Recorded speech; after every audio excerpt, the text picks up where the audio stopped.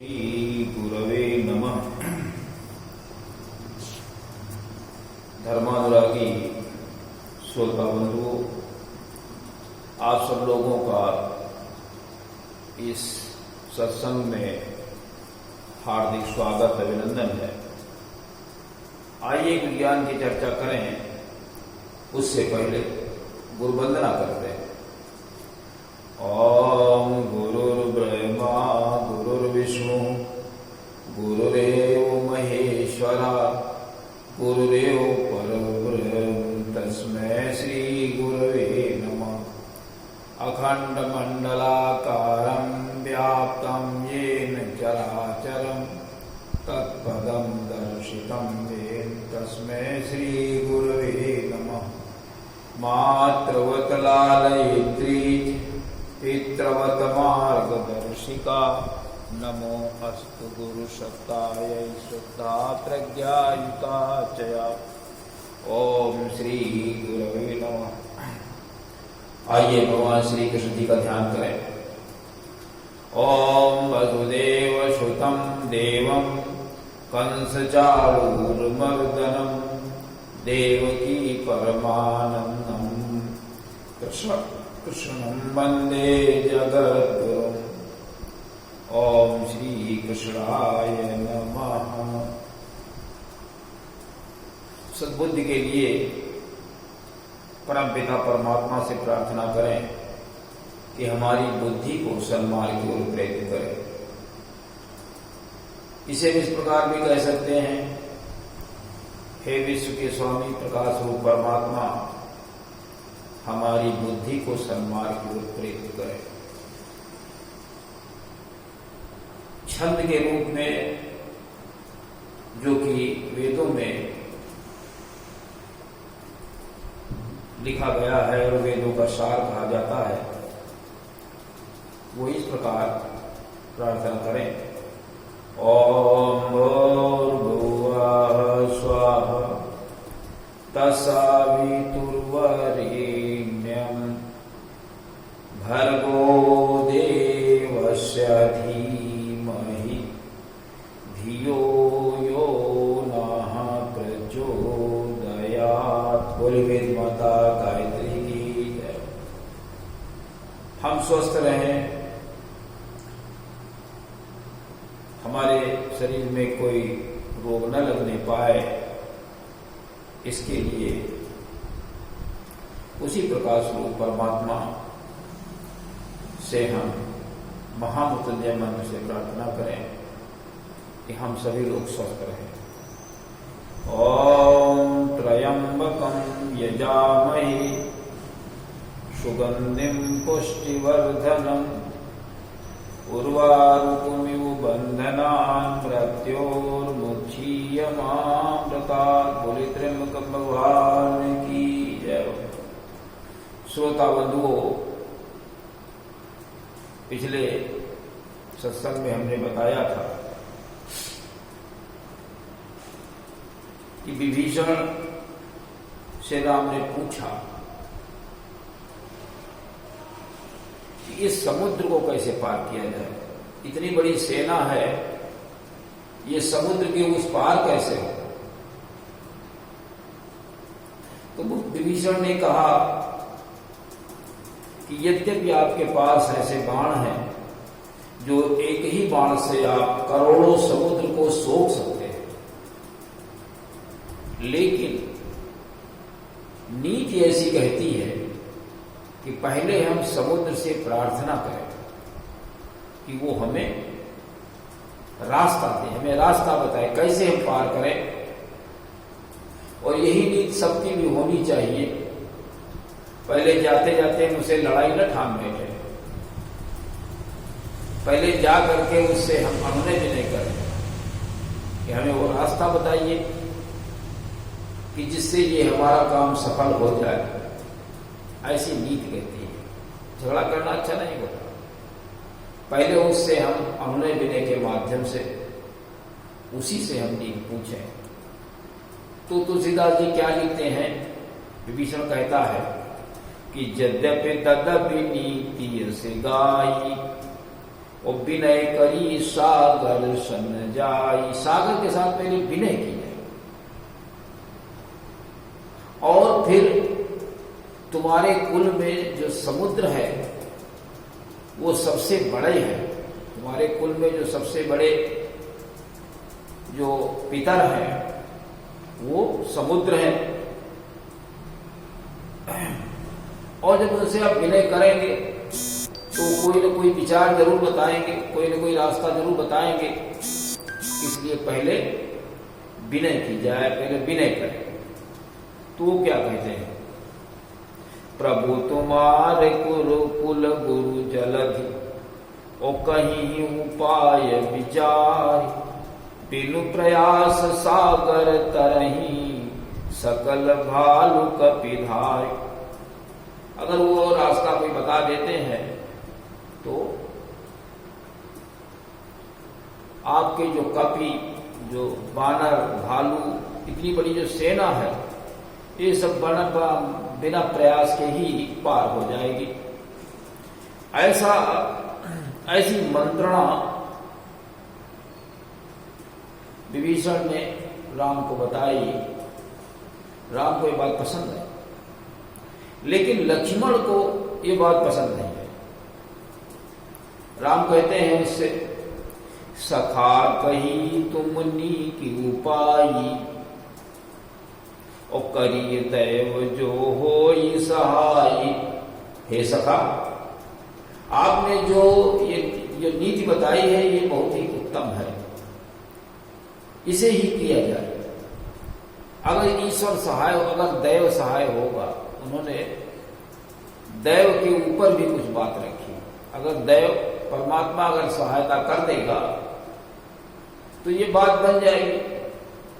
दैव शब्द उन्होंने प्रयोग किया, लेकिन ये बात लक्ष्मण के समझ में नहीं आई, उनको ये पसंद नहीं आया। इस मंत्रणा को ही मंत्र कहते हैं। हर मंत्र में एक मंत्रणा होती है, और जिसमें मंत्रणा न हो वो मंत्र नहीं होता। वेद में जितने मंत्र हैं उनमें सब में मंत्रणा है, कुछ न कुछ कहा गया है। जैसे गायत्री मंत्र में कहा गया है कि हमारी बुद्धि को सन्मार्ग की ओर प्रेरित करें। महामृत्युंजय मंत्र में कहा गया कि हमें भगवान परमात्मा स्वस्थ रखे। इसलिए जितने भी मंत्र हैं वेद में, उन सब में मंत्रणा है। वैदिक मंत्रों में सब में मंत्रणा है, लेकिन जितने लौकिक मंत्र हैं उनमें कोई मंत्रणा नहीं। ओम नमः शिवाय में कोई मंत्रणा नहीं।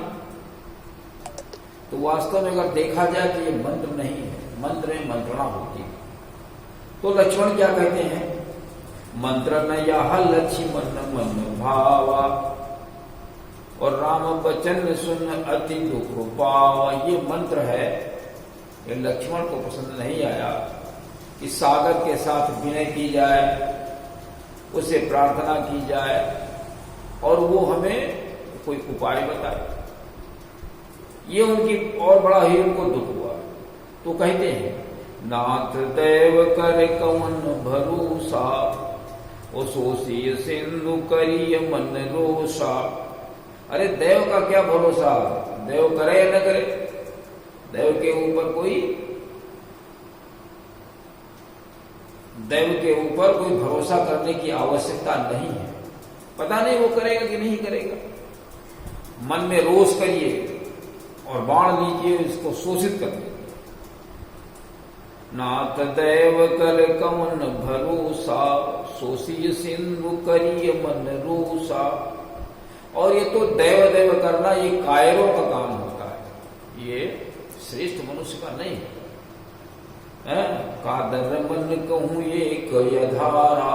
जो कायर लोग होते हैं वो देव देव पुकारते हैं, अरे ईश्वर चाहेगा तो हो जाएगा, अरे ये सब भगवान के बस में है, हमारे भाग्य में लिखा होगा तो ये हो जाएगा। ऐसा लोग कौन कहता है, कायर लोग कहते हैं। कादर मन कहूं एक यद, उसका ये आधार होता है, वो उसी के ऊपर आश्रित रहते हैं कि देव जो करेगा तो होगा। कादर मन कहूँ एक यथाराव दैव दैव आलसी पुका। हमेशा जो दैव दैव चिल्लाता वो सब आलसी लोग ऐसा करते हैं कि ये उनके ये लक्ष्मण को नहीं पसंद आया। जब लक्ष्मण की बात राम ने सुनी तो उन्होंने कहा भाई को सांत्वना दी, घबराओ नहीं, जैसा तुम कह रहे हो वैसा ही हम करेंगे। लेकिन पहले मित्र की बात माननी थी, जैसा उसने सलाह दी थी वो भी मान ली जाए, और जब उससे बात नहीं बनती है तो फिर लक्ष्मण वाला फार्मूला चला जाए, लक्ष्मण का मंत्र माना जाए। लेकिन पहले अन्य विनय की जाए। सुनत बचन बोले रघुबीरा, और ऐसे ही करब धरहु मन धीरा। ऐसा ही करेंगे जैसा तुम कह रहे हो, ऐसा ही हम करेंगे, घबराओ नहीं। यहां रावण ने देखा कि चलो हालचाल घर का लिया जाए, तो सुख और सारंग को भेज दिया दूत के रूप में, जरा वहां पता लगा के लाओ कि वहां की स्थिति क्या है, विपक्ष की स्थिति क्या है। रावण ने भेज दिया। सुख और सारंग दोनों आ गए रामादल में और बंदर बन गए। बंदर बनकर के सारी व्यवस्था को देखने लगे कैसा क्या है। उन्होंने जब देखा, राम के गुणों को देखा, सब कुछ देखा, तो वो बड़े आश्चर्यचकित रह गए। यहां तो बहुत लंबी अच्छी व्यवस्था है। इतने में बानरों ने पहचान लिया सुख सारंग को, तो उन्होंने पकड़ लिया। पकड़ करके सुग्रीव के पास लाए, बताया। सुग्रीव ने कहा ठीक है, इनका अंग भंग कर दो, नाक कान काट लो।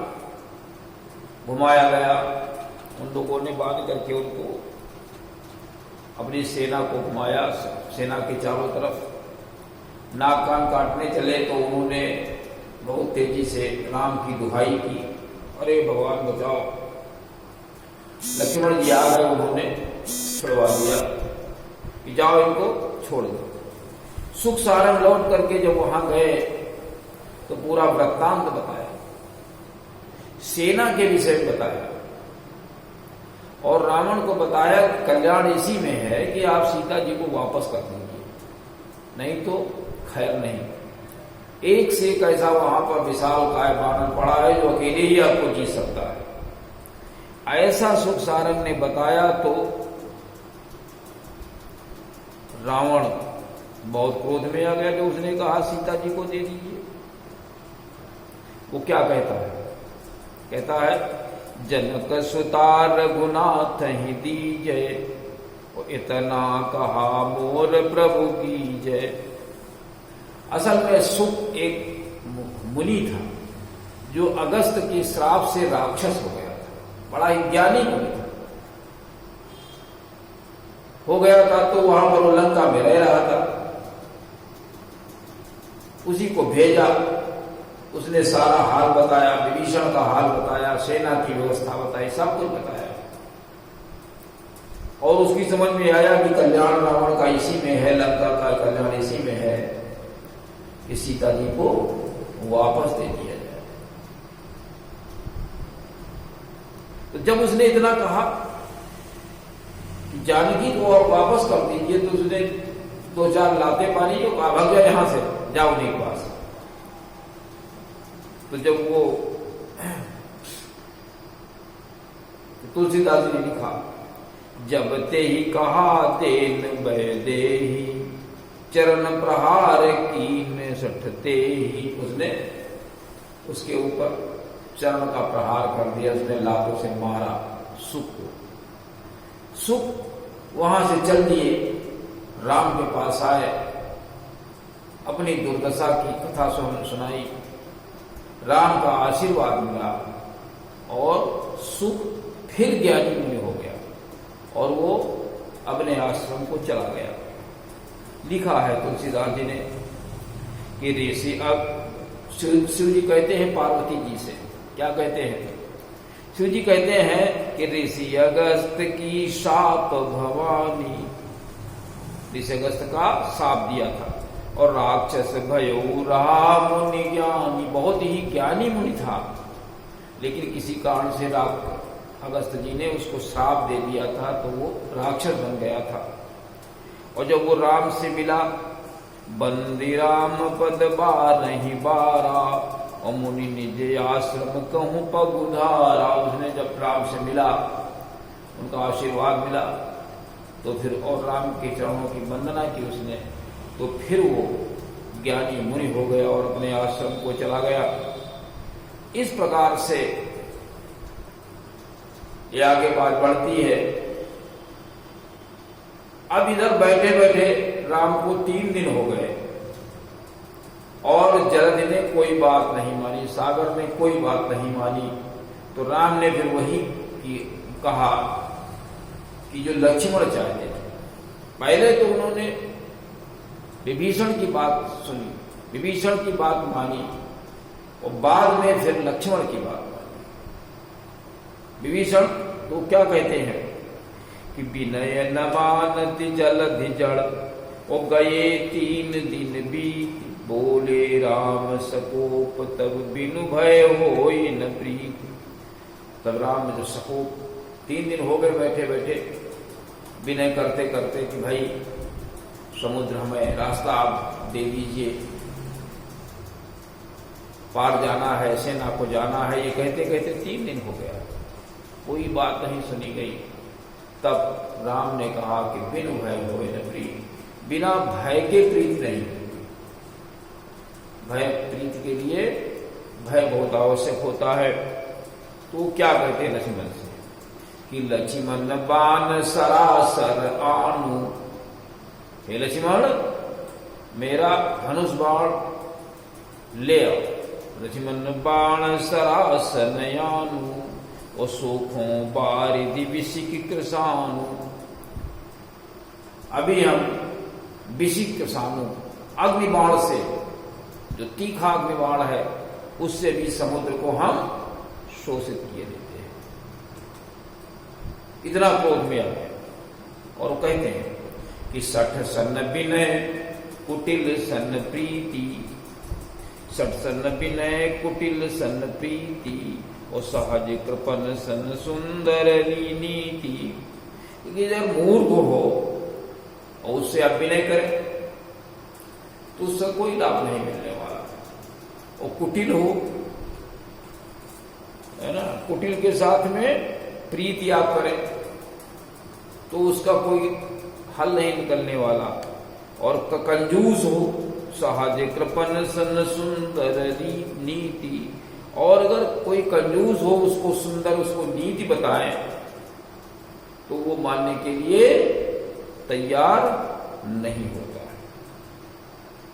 तो आज इस प्रसंग में जो सबसे महत्वपूर्ण बात यह है कि मंत्र क्या होता है। मंत्र का मतलब एक मंत्रणा होती है, और उस मंत्रणा में ताकत होनी चाहिए। उसका जो प्रमुख होता है उसकी वो ताकत होती है। बगैर मंत्रणा के कोई मंत्र नहीं होता है। तो हम जो लौकिक मंत्र कहते हैं ये मंत्र नहीं है। ये जो हमें बाबा लोग कानों में मंत्र फूंक देते हैं ये मंत्र नहीं है। मंत्र के अंदर मंत्रणा होती है, और जो ये मंत्र दिए जाते हैं इनमें कोई मंत्रणा नहीं है, ना इनका कोई ऋषि है, ना इनका कोई देवता है, तो इनसे कोई लाभ नहीं होता। इसलिए सभी लोग समझ बूझ कर मंत्र दीक्षा लें। दीक्षा वही लें, मंत्र वही लें जिसके अंदर मंत्रणा। दूसरी बात यह है कि देव देव जो पुकारता है वो कायर पुकारता है। कायरता को हम छोड़ें, हम श्रेष्ठ व्यक्ति बने, कायर बने। कायर मन कहूं एक यधारा, और दैव दैव आलसी पुकार। जो ये देव देव पुकारते हैं ये लोग आलसी होते हैं। आलसी हमें नहीं होना चाहिए, हमें पुरुषार्थी होना चाहिए, परमार्थी होना चाहिए और अपने कर्तव्य में हमें विश्वास रखना चाहिए, श्रेष्ठ कर्म करना चाहिए। तो ये इन चीजों का हम विशेष ध्यान रखें और इन्हीं के अनुसार अपने जीवन को हम आगे बढ़ाएं, चलाएं, तो निश्चित रूप से हमारा जीवन सार्थक होगा, हमारा जीवन श्रेष्ठ होगा और हम कुछ करने में समर्थ होंगे। तो इसी के साथ में आज के इस कार्यक्रम का समापन करते हैं। ओम शांति।